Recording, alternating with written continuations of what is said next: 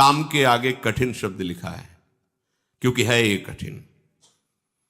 जैसे जैसे आप भगवत मार्ग में आगे बढ़ेंगे तो हो सकता है आप और इंद्रियों को शासन में लेने की चेष्टा करें। हो सकती भी इंद्रिया और शासन में, आप देखना न चाहें, सुनना न चाहें, बोलना न चाहें, चखना न चाहें, पर भक्ति का परम विरोधी शत्रु ये काम बख्शने वाला नहीं। ये बहुत भयानक शत्रु है काम, जनेन्द्रिय जन्य संयोग जन्य काम। प्रायः मार के गिरा देता है, आगे नहीं बढ़ने देता। ये काम शत्रु ऐसा है, सबसे बड़ा भयंकर ये राक्षस है। ये इतना खाता है फिर भी कभी अघाता नहीं, अर्थात चाहे जितना भोग लो कभी तृप्ति होने वाली ही नहीं है।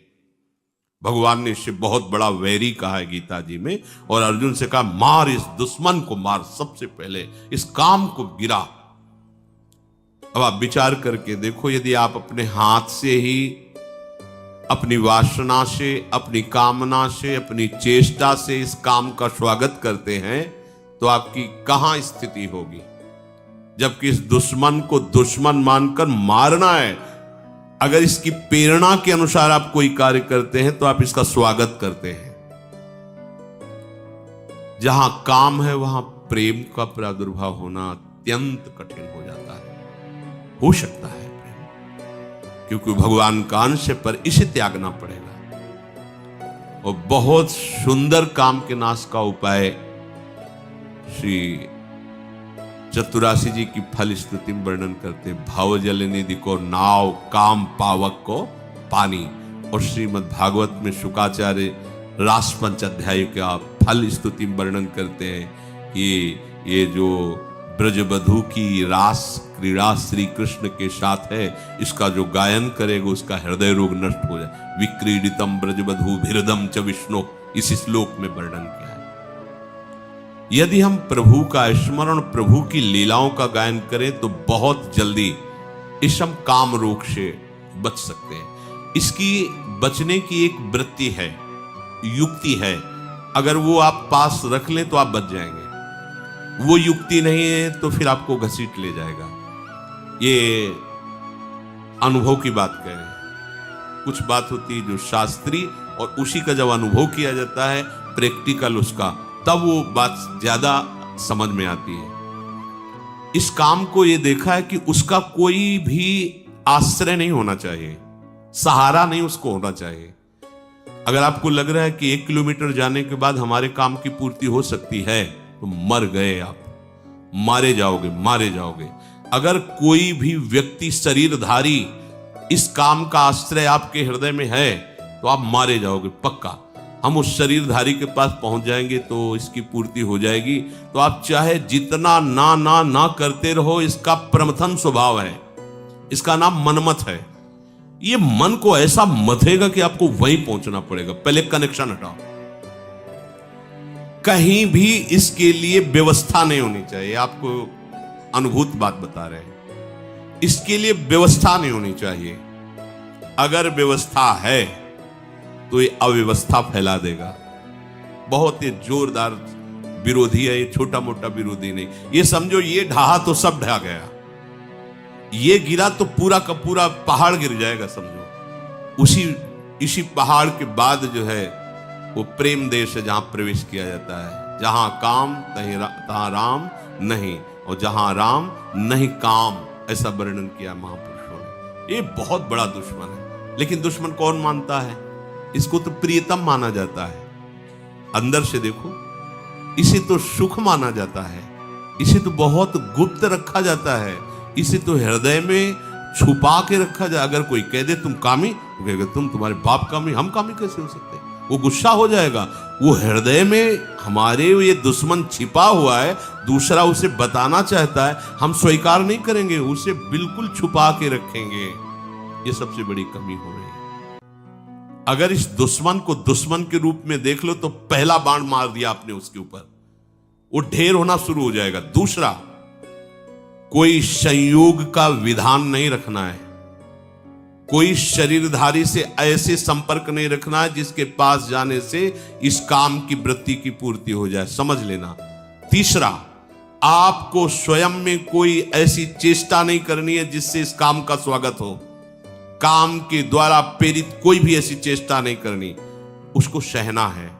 जो सहन करता है वही भक्तिवान होता। सहत सहत बाढ़े भगति, और इसे सह वही सकता जिसने भगवान के नाम का आश्रय लिया है, भगवान के चरणों का आश्रय लिया है, प्रियालाल के सांवले गोरे चरणारविंद का आश्रय लिया है।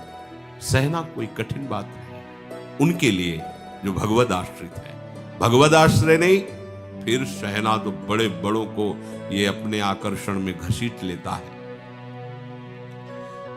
पहली बात, इसको दुश्मन मानना है, शत्रु को शत्रु। भगवान कह रहे हैं ये योगियों का, परमार्थ के पथिकों का, ज्ञानियों का नित्य बैरी, ये नित्य बैरी भगवान ने कहा है। ये ऐसा वैसा दुश्मन नहीं है। परमार्थ के पथिकों का सीधा विरोधी ये है काम। पर आश्चर्य, हम इसको दुश्मन नहीं मानते। ये आया और हम स्वागत के लिए तैयार हो गए। जैसी आज हमको ये चाहिए, जैसे कोई अतिथि आवे ना, आज हमको ये चाहिए, हाँ अभी अभी व्यवस्था करते हैं, हम ऐसे उसका स्वागत करते हैं। देखो वो जो प्रेरणा करता है, हरि गुरु की सब आज्ञाओं को रौंद करके हम वही करते हैं जो काम प्रेरणा करता है। अगर आप पहली बात स्वीकार करें कि हमारा ये दुश्मन है, तो आप फिर पैतरे सीख जाएंगे इसको परास्त करने की, क्योंकि आपके साथ हरि गुरु का कृपा बल है। बिल्कुल पक्का मानिए, पहली बात आपको इसे शत्रु रूप में देखना है शत्रु। भगवान कह रहे हैं कि ज्ञानिना नित्य वैरिना, ज्ञानियों का नित्य वैरी है काम, परमार्थ मार्ग के पथिक का। दूसरा, कोई भी संयोग नहीं रखना। सच्ची मानिए, यदि आपके संयोग का है तो कई किलोमीटर पैदल चलवा देगा। कुछ भी न जाने कितने बहाने, न जाने कितने नाटक ये करेगा। बिल्कुल आप ये समझ लीजिए कि वो हम वाणी से नहीं कह सकते। ये भगवान व्यास देव जी कह रहे हैं, बलवान इंद्री ग्रामो विद्वानमपि करसति, विद्वानमपि करसति। अज्ञानियों की बात जाने, ज्ञानियों का नित्य बैरी है। तुम्हें शास्त्र का ज्ञान सब है, पर संयोग से कभी भी किसी भी तरह से इस काम का स्वागत नहीं होने देना। अब आप अपनी दृष्टि डालिए, कोई ऐसा तार तो नहीं है जहां इसको स्वागत के लिए हमारी गुंजाइश हो। बिल्कुल उसे काट दीजिए। हाँ, भागिए, ऐसे संग से दूर रहिए, चाहे स्त्री शरीर हो चाहे पुरुष शरीर हो, जिसके संग से कुमति उत्पन्न होकर प्रेम रस मार्ग में बाधा खड़ी हो जाओ, हमारा दुश्मन है।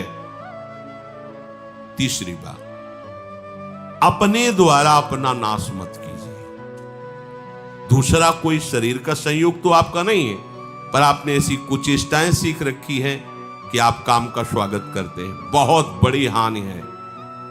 स्वप्न में भी तुम्हें परमानंद का अनुभव कैसे हो सकता है जब तुम ऐसे गंदे काम करते हो। जिस आसन पे तुम लेटते हो उसी में भजन करना है, रात दिन उसी में सुमिरन करना है, तुम अपने आसन को गंदा कर रहे हो। ऐसे परम पावन धाम में रह रहे हो, कैसी चेष्टा कर रहे हो। ये सब ध्यान से सुनो। ये सावधानी, ऐसी सावधानी जहां किंचन मात्र इसको कोई गुंजाइश नहीं मिलनी चाहिए काम को। चौथी बात, ऐसा कोई दृश्य देखने की चेष्टा मत करो जिससे इसका स्वागत हो। अगर कहीं ऐसी बाह चलते फिरते दृष्टि पड़ जाए पशु पक्षी पर भी, तो प्रिया प्रीतम का भाव करके प्रणाम करो, आगे बढ़ो। चिद चिद लक्षणम सर्वम राधा कृष्णमें जगत। दोबारा दृष्टि नहीं जानी चाहिए। किसी माता बहन पर कहीं कोई ऐसी दृष्टि जाए, मानसिक प्रणाम करो, हट जाओ। जो चाहे आपन कल्याणा, सुजस सुमत शुभ गति शुभ नाना, सो परनार लीलार गोसाई, तजौ चौथ के चंद किनाई। यदि आप काम पर विजय प्राप्त करना चाहते हैं तो विरोधी भाव जहां से प्रकट होते हैं, ऐसे शरीरों के दर्शन करने से बचिए, सावधान रहिए। मति गति सब भ्रष्ट हो जाएगी। केवल काम की ही एक ऐसी वृत्ति है जो सर्वनाश कर देती है। क्योंकि काम की पूर्ति न होने पर क्रोध आता है, काम की पूर्ति होने पर लोभ आता है। जैसे जैसे कामनाओं में बहते जाओगे, तुम्हारी मोह ममता बढ़ती जाएगी, अहंकार, सारी की सारी जड़ है ये काम। इसीलिए कठिन शब्द लगा है।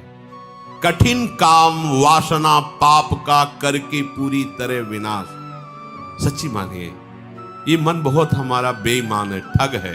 ये इनसे मिला हुआ है, विपक्ष से मिला हुआ है। हम भजन में रुचि प्रकट कराने के लिए जब इस मन को बैठालते हैं कि नाम जप कर, मंत्र जप कर, तो ये थोड़ा सहयोग देकर फिर हमसे अपना सहयोग मांगता है। थोड़ी देर ये मनोरंजन तो कर लेते हैं, थोड़ी देर ये काम तो कर लेते हैं, थोड़ी देर ऐसा, बस इसकी इस बात को, सलाह को मत मानना, ये ठगों से मिला हुआ है, लुटवा देगा, पूरा का पूरा लुटवा देगा, विश्वास कीजिए। फिर आगे चलकर एक ऐसी स्थिति आती है जिसमें काम का स्फुरण होता है। ऐसे स्फुरण हुआ, शांत हो गया, क्योंकि उसके लिए कोई भी बढ़ावे वाली वस्तु नहीं रह गई, न स्वयं में क्रिया है, न कोई संयोग का विधान है। तो ऐसे स्फुरण हुआ, खान पान या किसी जरा सा क्रम बिगड़ गया, ऐसे स्फुरण हुआ, फिर शांत।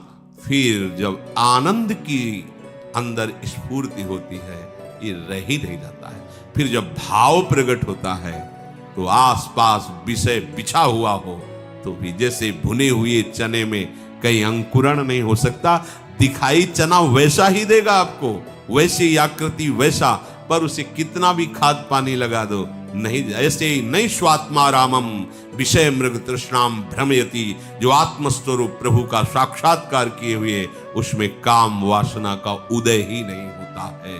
ऊसर बरसई तृण नहीं जामा, संत हृदय जिमि उपज न कामा। जैसे ऊसर भूमि में कितनी भी जल खाद लगा दो अंकुरण नहीं हो सकता, ऐसे ही संत हृदय में कभी काम का प्रवेश नहीं हो सकता। पर पहले था, फिर भगवत आश्रय से, भगवत चिंतन से, भगवत कृपा बल से नहीं। ऐसा नहीं कि कोई गर्भ से पैदा होते ही निष्काम, या तो भगवान है या तो भगवत प्राप्त महापुरुष जगत कल्याण के लिए जो आते हैं वो होते हैं।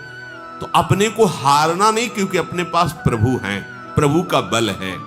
कठिन काम वासना अपने सबसे बड़ी गलती करते हैं। इसको पहली बात दुश्मन नहीं मानते, दूसरी बात इसकी व्यवस्था रखते हैं, तीसरी बात स्वयं क्रिया की चेष्टा करते हैं, चौथी बात हम ऐसे उसके